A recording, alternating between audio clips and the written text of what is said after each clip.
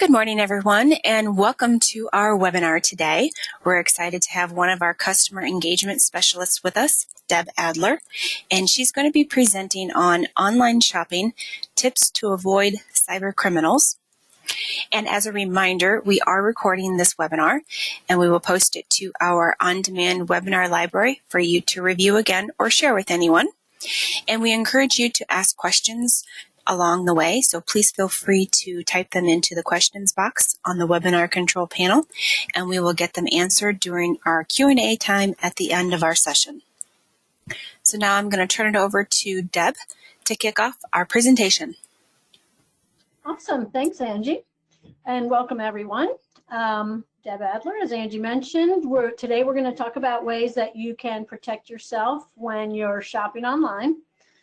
And unfortunately, no matter how careful you are, the chances that somebody's going to use your credit card fraudulently at some point are still pretty high. But seeing as we've all spent a lot of time likely online, buying things, and now the holidays are upon us, online shopping is really on the rise. And so this seemed like an appropriate time to take a look at some of the tips that might help you out. So the goal of today is just to kind of keep this topic front of mind, hopefully share some ideas that you can use, maybe learn a few things that you weren't aware of that are available to you. So with that, we'll go ahead and get started.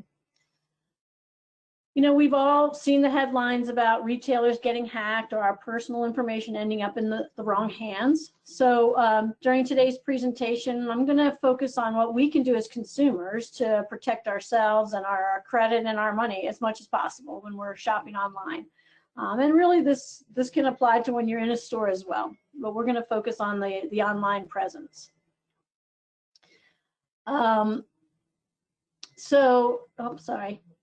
Apologize.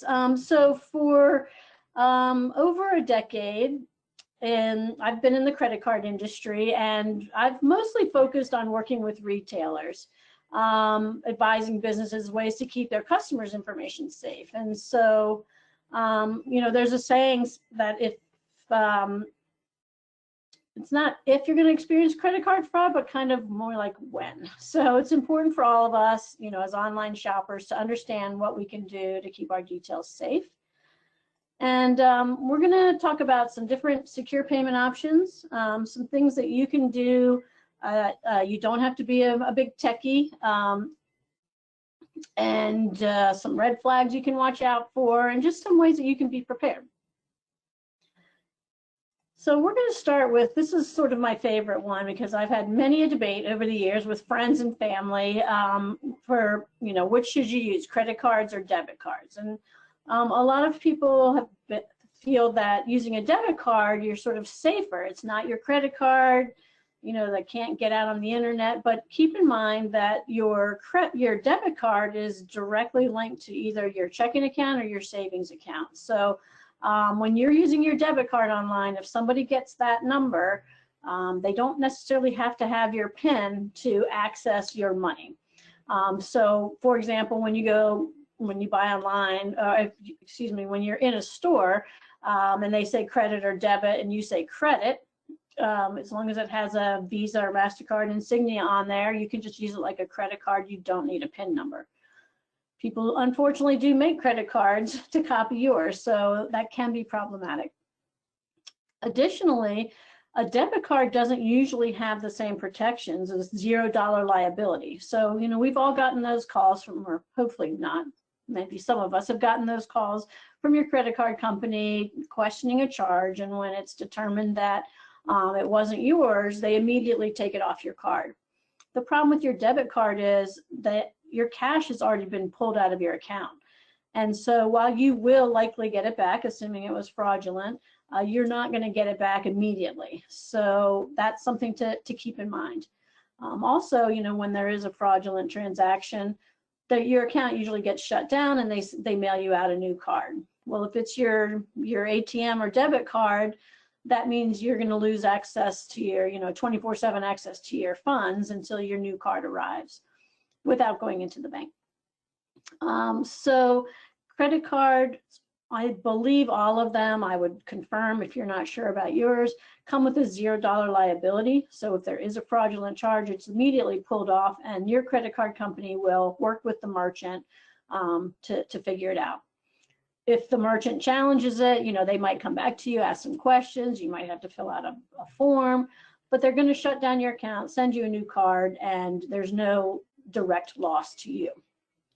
So the long and short is, use a credit card, not a debit card, unless you really have to. And we'll talk a little bit later about an option if you don't have a credit card or for any other reason you feel strongly about using a debit card. Another option is these single purpose online credit cards, where it's literally just you apply for a separate credit card. You only use it for your online shopping purchases, and you can set it a lower credit limit than maybe your regular credit card has. But what this does is it just makes it very easy. You should always be monitoring your accounts, and many of us do. Take a look, make sure that the charges look legit on your credit card. But if you're like me, I use my credit card for everything to get the points or whatever your card offers. So while it's good to make a habit of checking, if you have a card where all your online purchases are isolated, it makes it much easier for something to jump out at you that, like, I've never heard of that store. So having these separate cards, lower limits, can really help reduce your chance of somebody getting that information, or if they do, catching them very quickly. These virtual or single-use credit cards, these are, I want to say newer, but they're not that new, but maybe, the last 5 or 6 years, where not all credit card companies offer them, but certainly worth checking to see if yours does. You can actually, when you're about to make a purchase online, you can log into your account on your phone or your computer, or you can probably call, but it's very easy to quickly request the single-use credit card number or temporary card number. And what happens is you can even specify the retailer, the store where you're going to make a purchase. You can specify an amount that you're authorizing. It's not unlike PayPal in that regard. And you can even select a time. So, a time frame where you're authorizing this card to be valid. So if I know I'm getting ready to order from Amazon today and it's a $500 order, I can set a limit. Make sure you don't short yourself, allow for sales tax or shipping charges, but you can significantly limit your exposure, because once this purchase has been made, that card number is useless. And it is a random card number. So it's linked behind the scenes to your credit card, but the card number that anyone would ever have access to that you're entering online is not a real card number. So these are great. They're usually referred to as virtual or single-use card numbers. I highly recommend checking it out to see whether you have that option. Unfortunately, my bank doesn't, so I have to follow some of the other rules. Another very secure method, and this is probably right up there with the virtual cards, is using your mobile pay feature. Most of us have smartphones by now, maybe not everyone, but if you are in a store, you can use this. But now you might have noticed online, a lot of online retailers are letting you use your Apple Pay or your Google Pay, where it is linked behind the scenes to your bank account. The last 4 digits that the merchant sees are not the last 4 digits of your card number, so it comes up with a randomly generated token that's associated with your credit card. This is another option if you don't have a credit card and you want to use your debit card or need to use your debit card. You can link your debit card to these payment options as well. So although it is still withdrawing your cash, the likelihood of somebody being able to access these funds, are going to go away, because it's not your actual card number that somebody's seeing.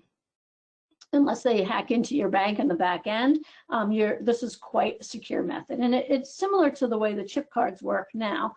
where it's monitoring your transactions and counting them. So I'd say the virtual cards or the mobile pay are probably your most secure methods available today. And PayPal is another one like that. PayPal manages it for you. I prefer using one of the other mobile app online options, but sometimes that's not a choice. And then I will use PayPal as a next choice. So for secure payment options, that covers a lot of it. Another thing, I mentioned you don't have to be a techie. So there are some things that you can do that can further protect you, but don't require you to have to be technical in any way. Creating a separate email address. So all your online purchases, or you have to register on a website somewhere or set up an account, I use a separate email address so that anytime I get, my order confirmation, shipment notifications, even delivery notifications, I can monitor that much more easily than having it mixed in with all the other email that I get. You still are going to get junk mail, especially because you're using it to order, but it's much easier to isolate and pick out the real transactions. You can take it a step further and create folders in that email account. So all my, Amazon or Best Buy or Target, my frequently used sites, I just stick those orders right in a folder, and I kind of track it all the way through. So make sure that it gets delivered. And I learned this lesson sort of the hard way. I admit it's kind of a pain to do, but being a bit of a shopaholic myself, sometimes I forget something I order online. It doesn't show up. So depending what it is, and I grant you it's a first world problem, and sometimes exciting to get this delivery that I totally forgot about. But in some cases, I've placed orders online, forgotten all about them. Maybe it's not one of the more popular websites, and then realize, months later something shows up. Well, in some cases, something never shows up, and you might not catch it. And so, I've had this happen before where I might get a tiny little package. It turns out it came all the way from China, and I can't even believe it didn't get lost in the mail. But again, you get the gist. You just want to make sure that you're keeping track of what you've ordered and what you've received. And if something's taking too long, you can, raise the question with the retailer, but you can also dispute the charge on your credit card until you're sure that's something that you should be charged for.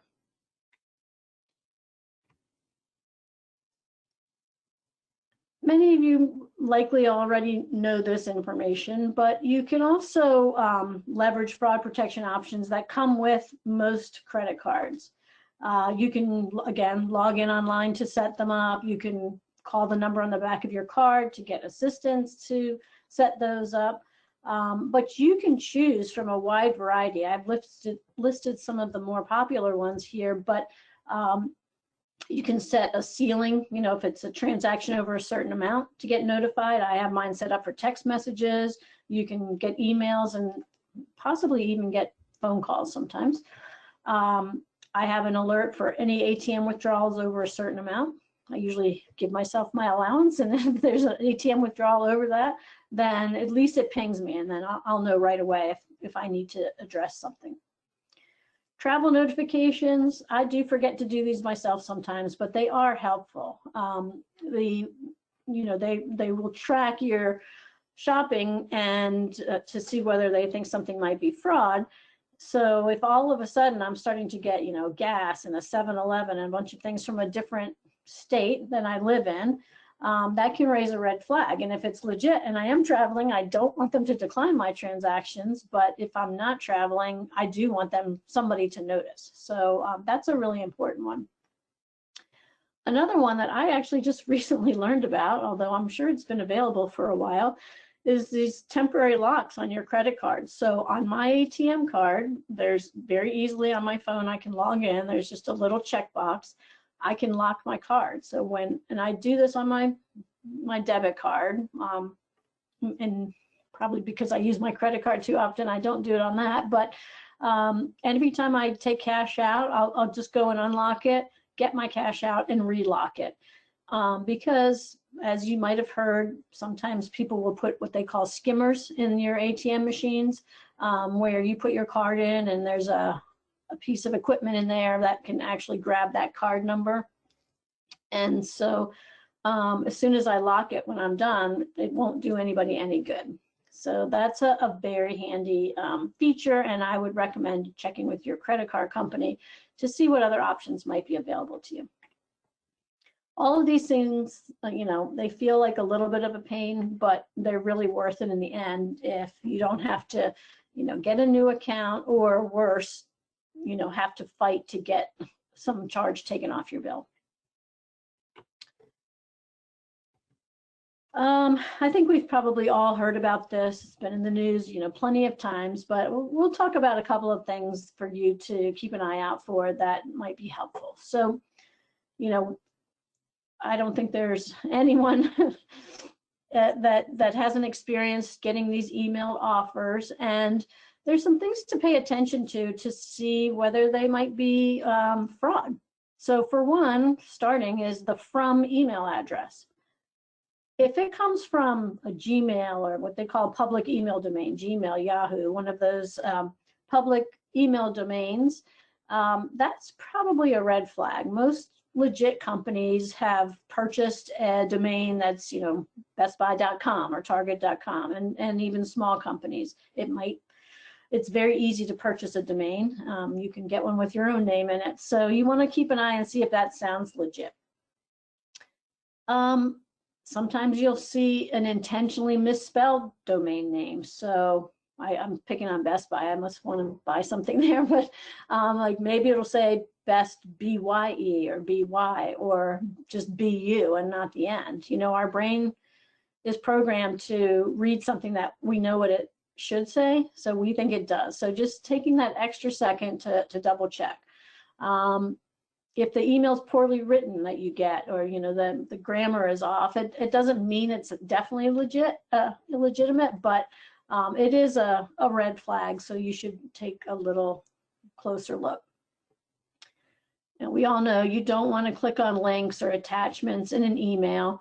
We get these offers where it's like, you know, 12 hours left to place your order, and there's a little clock ticking down that makes you feel like you have to grab that item now before it runs out. Please don't click on the link in those emails. If you're interested in the product and it seems legit, go find that company's website.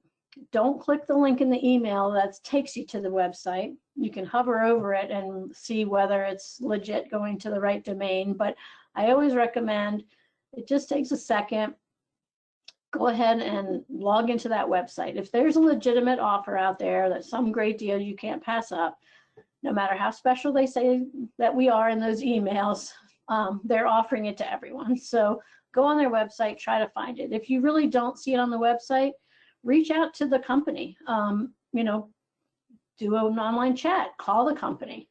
That's another kind of thing to look for, which we'll talk about, you know, what kind of information should be on a website, but just reach out and make sure that this is a legitimate offer.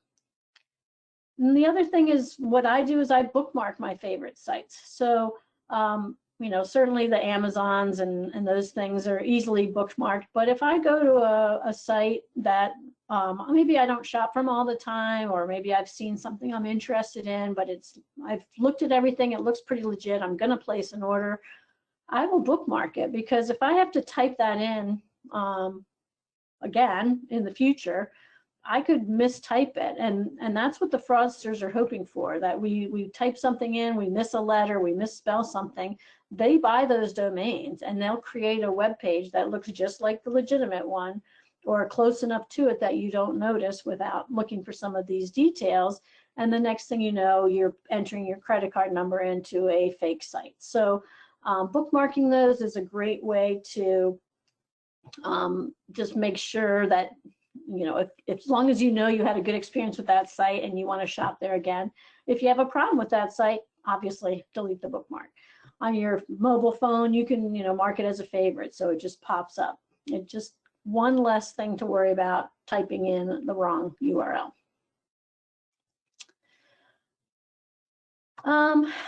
how to know that a site is secure. So you may or may not be familiar with, but you should always see those padlocks. That's a closed lock. They're normally in green, not always. If it's not a secure site, you might see a X through it or an open padlock. You want the URL to have the HTTPS. If there's no S on the end and just says HTTP, it is not a secure site. So usually you would see it in the URL, but you might see it on the status bar depending on what search engine you're using. I also look for these security badges, verified by Visa or, some of the other VeriSign, or there's lots of them out there. But those you should be able to hover over, and they should link you to that site. So if it's verified by Visa and I hover over it and I see that it's visa.com, I feel like that's legitimate. But anyone can grab an image, as you can see from my slides, and put it on a screen. So you do want to hover over these if, in fact, you're checking to make sure these badges are legitimate. I admit to being a self-proclaimed credit card geek, just based on my background. So I actually try to look for that PCI security badge. So the payment card industry, which is PCI, has a nonprofit sort of self-managed organization that helps retailers secure your information online or in general, anywhere in their system. And so when I see that a retailer has sort of taken it to that level where they're trying to protect your information, I feel pretty good that I'm as safe as I can be entering my credit card information. Those things, a lot of companies might not have PCI logo on their website, but you can actually even look up that website and look up a store. As a matter of fact, if you're using Business Central or NAV, there's a little side plug here. There are PCI validated credit card processing solutions that can be embedded right into your Business Central or NAV. And that way, if you're taking credit cards from your customers, you know you're keeping their information secure as well. But I'm straying a bit here. So that's kind of an important key to look for. And then the company contact information. If I'm on a website and the only way I can reach the company is filling out a contact form on the web and hope somebody gets back to me, that's a big red flag to me. If I'm a legitimate business and I'm trying to sell my products online, I want my customers to be able to reach me. Excuse me. So I'm going to have a phone number. I'm going to have an email address. Maybe there's not a phone number. Maybe there's an email address. I'm going to have a physical address, hopefully, that shows I'm a legitimate business. So kind of keep an eye for these types of things. These are all, pick and choose, but these are all good things to help protect you.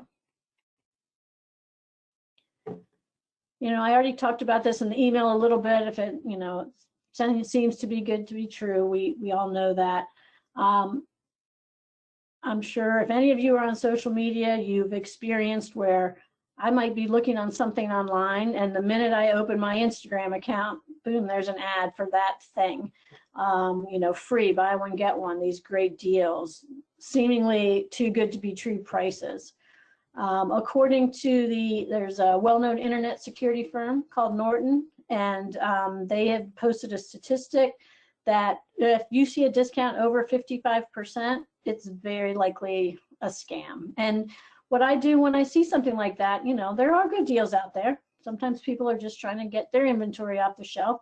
I'll look up that item online. I'll see, is anybody else selling it for a discount? Is that the only place I can get it for that low price?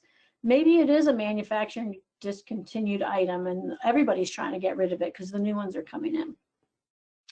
I talked about those limited time offers as a red flag, limited inventory, only 20 left or 100 left. So, the chances are pretty slim that somebody's going to have an ad on their site that keeps track in real time of their inventory. So if you think about some of these things from a practical standpoint, these are, again, just things to be aware of.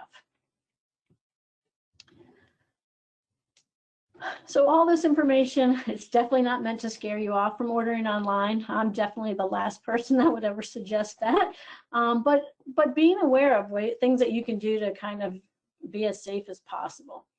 Antivirus software has become very sophisticated and comes with, a lot of times you can get an added internet security feature for your computers, for your phones, multiple devices. It can flag certain sites. On the particular product I use, it literally won't even let me go to certain sites when I try to, and they may or may not be legitimate, but I'll do a little research on that company before I try to pursue it. So there's some great tools out there, and technology continues to improve, so do the tools. There are also, a lot of resources out there available to the public if you should have a problem, and knowing those resources and knowing what to do. Obviously, shutting the accounts down immediately until you can figure out what's going on. But using those secure payment methods, knowing what to look for, having these alerts. Make sure that your contact information is up to date on all your accounts, because when there is a potential fraudulent transaction, the credit card company is going to reach you. I get a text or a call. I think I get a text and a call from most of my companies, but you can set that up on your communication preferences. But make sure they have a number to reach you if you have a new cell phone number or whatever. And then just keep a close eye on your transactions, because it's easy for them to slip by, and we all work hard for our money. So in total, those are just some highlights. I could probably talk about this topic for a while, but I've put some resources up here. Of course, you can always do searches online to find them, but there's the Consumer Federation of America. There are a lot of agencies designed for consumer protection. And it's good to take advantage of them, where you can look up certain companies, or if you think something looks weird, you can go on these sites. Consumer Affairs, the Better Business Bureau. There is a site I like to use, Ripoff Report. Sometimes you get cranky people on there that are just complaining because they had one bad experience, but in general, they collect information from multiple resources, so that if a certain company name comes up a lot, you'll often find it there. And you'll see, at the end here, I will acknowledge that I am an AARP member. My parents were right, as it turns out. They do have really good resources, and you don't have to be a member to use them, but they have a very cool, like a scam tracking map. So sometimes it happens in waves, and so it's a good idea to check it out even if you're just going to local businesses. That about covers what I was going to talk about today. So I don't know if there are any questions from anyone. Thanks, Deb. Yes, we do have a couple. If anybody has any additional questions that you want to get addressed with Deb, please go ahead and get those in the questions box. The first one is, how does my credit card company catch transactions that appear to be fraudulent? Oh, okay, that's a good question. Thanks, Angie.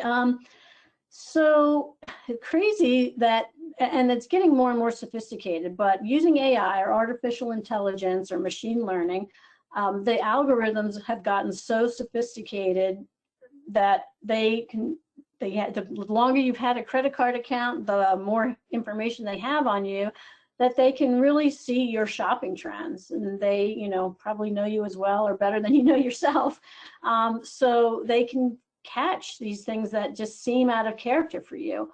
I can honestly say that I think once in my life, and as an AARP member, that's a while, I've had one transaction that was legit, that was red flagged, and everything else I've ever been notified about was a fraudulent attempt or a fraudulent transaction. So they really do have sophisticated using AI and machine learning, like we all are starting to use in business, to keep track of that. Okay, thank you. And this is actually a really good one. Who ends up paying when there are fraudulent transactions that get removed from my account? Do I have to pay those?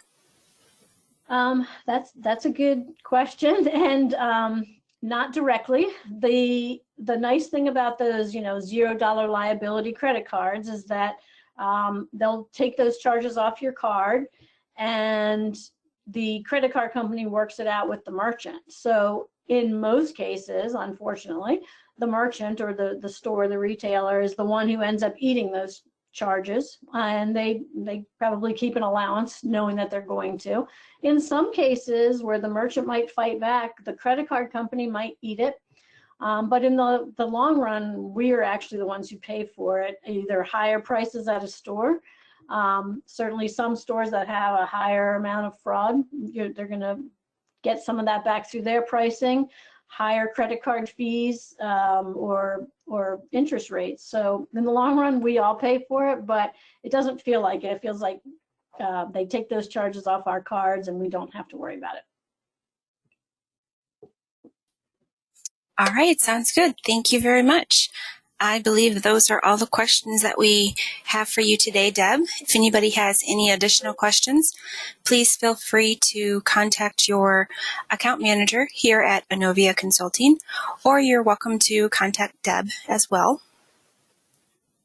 And I just want to thank Deb for presenting today, and for everyone on the webinar, or if you're watching on demand, thank you for taking the time out to join us.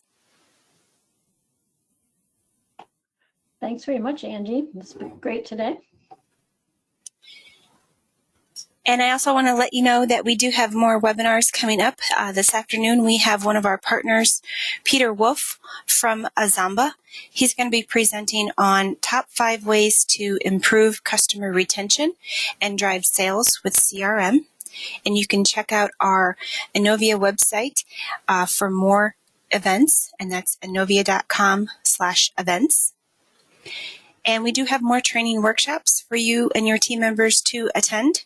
You can visit our training workshop page, and that's inovia.com/workshops for more information and to register for the training workshop that fits your role. And don't forget about our Inovia Conversation podcast. Our hosts, Steve Waltz and Jeff Pergolski, have a lot of different podcasts to listen to. There's just a variety of different ones that they have for the past couple of years, and you can visit that page at inovia.com/podcast. So check out that selection and subscribe so you'll get notified when those new episodes air. And don't miss out on our conferences. Check out our conference page for all of our conferences that we will be attending or hosting, and that's inovia.com/conferences. We do have our information up for our customer conference in May 2022, and that is a free event for you to attend. All right, well, we thank you again for joining us. Thank you again, Deb, for presenting, and we look forward to seeing you soon on another Inovia webinar. Take care, everyone. Great, thank you. Thanks, everyone. Thanks, Deb.